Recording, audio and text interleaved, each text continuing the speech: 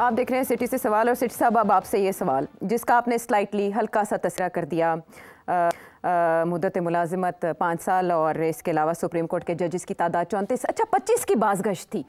ये यकायक क्या हुआ कि पीपल्स पार्टी भी अंगिश बदंदा है, ये 34 तादाद क्यों की गई और ये चुपके से इतना बड़ा काम हो कैसे गया? पाकिस्तान तहरीक इंसाफ की सियासत पर इसके क्या असरात होंगे? चले मुल्की सियासत पर इसके क्या असरात होंगे?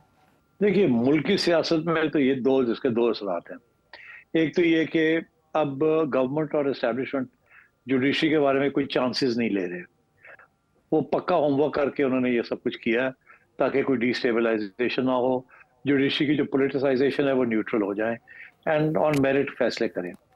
दूसरा ये भी, इसमें भी कोई वजन है कि judiciary should focus not so much on constitutional issues but on day to day everyday issues, disputes, commercial and other. तो मेरा ख्याल है कि वो एक बैकलॉग को भी, बिकॉज जाहिर है इंसाफ तो आम आवाम को कॉन्स्टिट्यूशनलिज्म से क्या ताल्लुक है, आप बताएं मुझे।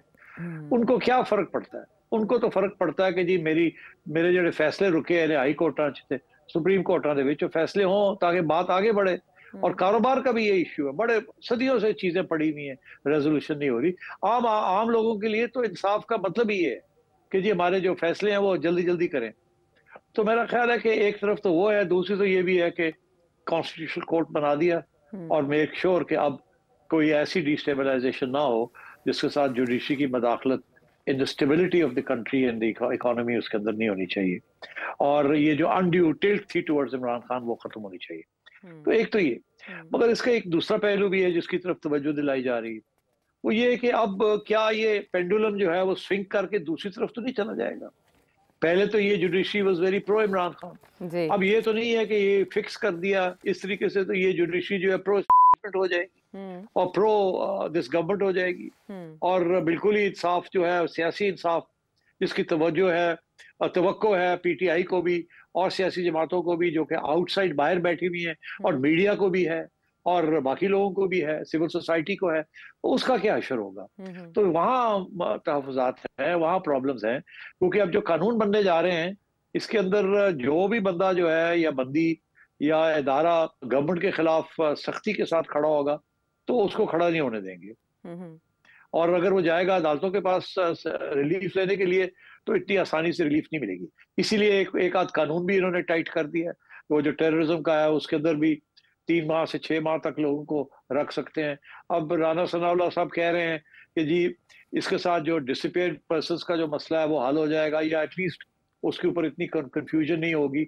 मतलब उनका ये कहने का है कि पहले इदारे जो थे वो उठा के ले जाते थे लोगों को इंटेरोगेशन के लिए, क्योंकि कोई कानून नहीं था जिसके तहत उनको इतनी देर रख सकते हैं जितनी देर में इंक्वायरी करनी है, तो इसलिए वो फिर डिसअपीयर हो जाते थे। फिर उसके बाद जब डिसअपीयर हो जाते थे तो उनको छोड़ना मुश्किल हो जाता था, क्योंकि अगर छोड़ें तो आके बाहर ये ना कहें कि जी हमें गैर आईनी तौर पे, गैर कानूनी तौर पे हमें लेके रखा हुआ था।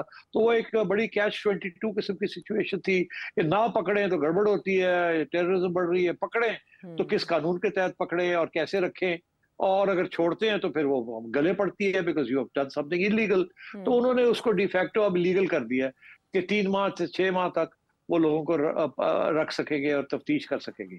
यहाँ जो प्रॉब्लम आ रही है, प्रॉब्लम ये आ रही है कि जो सिविल सोसाइटी है वो ये कह रही है कि ड्यू प्रोसेस नहीं होगा, किसी को भी चाहे तो उठा के ले जाएंगे। और मेरा ख्याल है इसका यही है कि इसकी जो वो अंग्रेजी का मुहावरा है, the proof of the pudding is in the eating of it, कि अगर पुडिंग बनी है तो हमें कैसे पता कि पुडिंग बनी है, खा के देखेंगे तो पता चलेगा। तो वही सूरत हाल ये है कि अगर तो ये कानून जो है इसको गलत तरीके से इस्तेमाल किया जाता है, मुझे आपको मीडिया वालों को साइलेंस करने के लिए लोगों को उठा के ले जाते हैं, या पीटीआई वालों को उठा के ले जाते हैं इस कानून के तहत, हालांकि उनका कोई टेररिज्म के साथ कोई ताल्लुक नहीं है, तो then it will be a misuse of this law. मगर अगर इस कानून के तहत टेररिस्ट जो है तालिबान हो गए या जिनको ये टेररिस्ट समझते हैं, जो सेपरेटिस्ट हैं, अगर उनको उठा के ले जाते हैं अंडर दिस कानून, तो कम से कम पता तो होगा कि भाई ये फलानी जगह पे है, उनको कोई तो कोई राइट्स तो होंगी to meet people and not to be disappeared. तो वो जो डिसअपीयर्ड का जो इशू है उसको कहते हैं कि ये इज रिजॉल्व इट। अब मैं कह रहा हूँ देखेंगे हम हम भी यहाँ हैं तारीख राहों में, हम देखेंगे कि ये कानून जो है इसको सही तरीके से इस्तेमाल किया जाता है या मिस यूज किया जाता है। अगर मिस यूज किया जाता है तो फिर आवाजें खड़ी होंगी, सिविल सोसाइटी शोर डालेगी, फिर जुडिशरी के ऊपर प्रेशर आएगा कि इसको चैलेंज करें, इसको देखें क्या होता है क्या नहीं होता। But I think for the time being let's see how it works out. In principle हर जगह पे जब जहां भी जिस मुल्क में भी इस किस्म के कानून बनते हैं वहां ऑपोजिशन होती है फ्रॉम सिविल सोसाइटी। इंडिया के अंदर बड़े सख्त कानून है, बड़े बड़े सख्त कानून है अलोंग द सेम लाइंस। हमारा तो अब आ रहा है ये, इस इंडिया में तो बहुत सख्त टाडा और इस किस्म के वहाँ कानून है, वहां भी सिविल सोसाइटी ने प्रोटेस्ट किया है, मगर क्योंकि वो ज्यादातर कश्मीरियों के खिलाफ या इस किस्म के लोगों के खिलाफ है तो इसलिए ज्यादा वहाँ ऑपोजिशन नहीं आती और जुडिशरी रिलीफ नहीं देती। मगर अदरवाइज यहाँ तो हमारा तो ये प्रॉब्लम है ना कि हम तो सियासी जमातों के ऊपर ये इस्तेमाल करते हैं, तो we have to wait and see. But in principle I say this के इस किस्म के कानून नहीं होने चाहिए। आप तफ्तीश करके लोगों को पकड़ें, आप उनको जो ordinary law of the land है उसके तहत उनको ट्राई करें, अपना होमवर्क करें। ये तो नहीं है होमवर्क किए बगैर पकड़ के ले गए और सस्पिशन और फिर 6 महीने रखा और फिर बाहर निकाल दिया कि जी वो सस्पिशन था। I don't think this is a good thing. ठीक है, ये तो इस पर है। तबसरा सिट साहब, आइनी बेंच की तश्कील और मुद्दत मुलाजिमत में को 5 साल करना, इसके हवाले से मेरे जहन में बहुत पर्टिनेंट क्वेश्चंस मौजूद हैं, लेकिन वक्त बहुत कम है। ये जो भी चीज़ें हो रही हैं इससे ऐसे लगता है कि हुकूमत बहुत महारत के साथ, समझदारी के साथ अपने पैर मजबूत करती जा रही है और सिक्योर होती जा रही है, जैसे आपने भी अभी फरमाया। जब एक तरफ एक फरीक मजबूत हो रहा हो तो दूसरा फरीक शायद अपनी गलतियों का जायज़ा लेना शुरू करता है, और ऐसा ही इमरान खान साहब ने करना शुरू कर दिया। उनकी स्टेटमेंट से तो ऐसे लग रहा है वो अपनी 2 गलतियों का एतराफ़ कर रहे हैं। एक ये कि उन्होंने जनरल बाजवा को तौसीह दी, उनकी गलती थी, और दूसरा कमज़ोर इत्तेहादी हुकूमत उन्हें 2018 में नहीं लेनी चाहिए थी, उसके बजाय वो दोबारा इंतखाबात का मुतालबा करते या ये कहते कि री इलेक्शन करें, मुझे वीक गवर्नमेंट नहीं चाहिए। क्या समझते हैं आप, ये इदराक बर वक्त है? नहीं, मेरा नहीं ख्याल ये बर वक्त है। उसकी वजह ये है कि ये तो देखिए ना, आप सारे ही ऐसी बातें करते हैं। खान साहब 2014 से लगे हुए हैं, दन आ रहे हैं, तो कहे ना कि वो भी सारा गलत था जो उन्होंने डिस्टेबलाइज करने की कोशिश की, एक लेजिटिमेट हुकूमत थी उसको उड़ाने की कोशिश की, झूठ बोला, वो भी तस्लीम करे ना। ये क्या बात हुई कि सिर्फ 2018 की बात तस्लीम करना। इसके अलावा आगे चले, ये भी तस्लीम करें कि जब इन्होंने कोशिश की थी, जब वोट ऑफ नो कॉन्फिडेंस आ रहा था तो इन्होंने कोशिश की थी कि उसको रोका जाए, और अगर ना रोका जाए तो इन्होंने, आपने देखा आखिरी दिन के क्या क्या इन्होंने हरकतें की रोकने के लिए उसको, वो भी गैर आईनी था। और इसीलिए स्पीकर साहब उठ के चले गए और डिप्टी स्पीकर ने आके और फिर हरकतें करनी शुरू कर दी। फिर तो आपने देखा, तो वो भी तस्लीम करना चाहिए। और ये जो 9 मई का वाकया, इसको भी तस्लीम करना चाहिए। खान साहब ने बहुत सी चीजें उनको चाहिए तस्लीम करना, ताकि रास्ते खुले सबके लिए आगे। ये मैं सिर्फ खान साहब के बारे में मैं कह रहा हूँ, मगर आगे भी चले।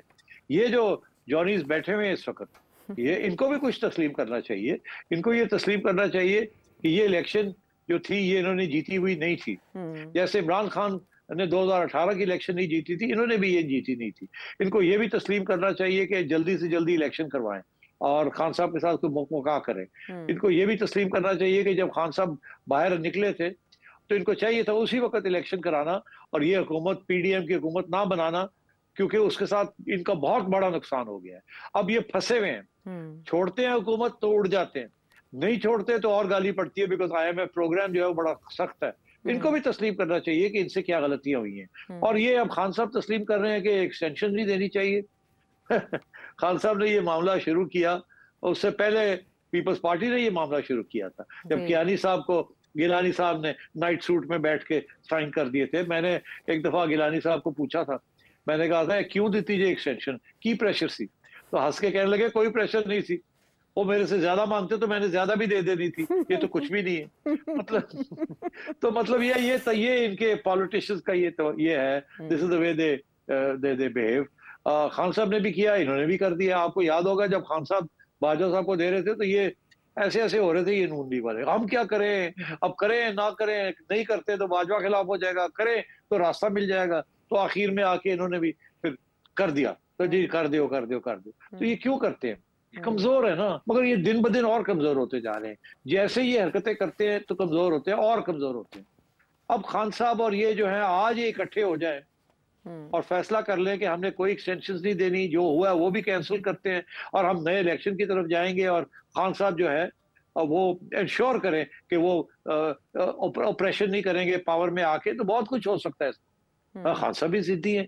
तो ये जो जिद्दी हैं इधर, और ये अपॉर्चुनिज्म, मौका परस्ती कि जी अगर छोड़ा तो हम उड़ जाएंगे, तो सारे अपना सोच रहे हैं। और वो जो उधर बैठे हुए लोग वो अपना सोच रहे हैं, वो कहते हैं हम तो गार्डियंस हैं इस रियासत के, हमें तो स्टेबिलिटी चाहिए, हमें तो इकोनॉमिक रिवाइवल चाहिए, एंड दैट्स मोस्ट इम्पोर्टेंट। आपने देखा नहीं, चीफ साहब उठ के फौरन पहुंच गए हैं सऊदी अरेबिया सीमेंट करने के लिए अपने रिलेशंस विद सऊदी अरेबिया, और उन्हीं की बेसिस के ऊपर Saudi Arabia is supporting you, because the strongest relationship between Pakistan and Saudi Arabia is between the kingdom and the Pakistani establishment.